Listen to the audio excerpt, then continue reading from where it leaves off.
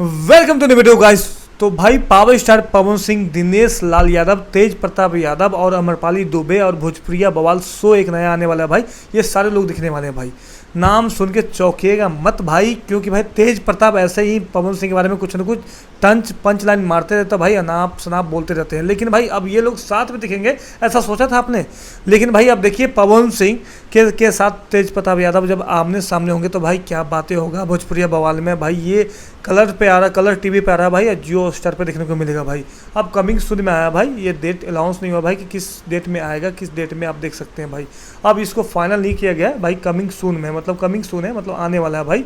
दिनेश लाल यादव, पवन सिंह और भाई यहाँ पे तेज प्रताप यादव यानी कि तेजू भैया भी दिखने वाले हैं भाई।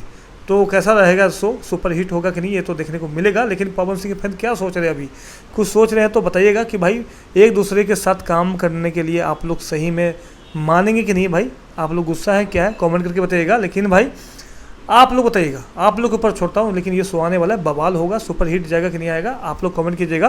क्या तेजू भैया को और पवन सिंह को एक साथ काम करना चाहिए? आप लोग कमेंट करके अपना राय जरूर दीजिए। जनता जनार्दन है, आप लोग बताइएगा।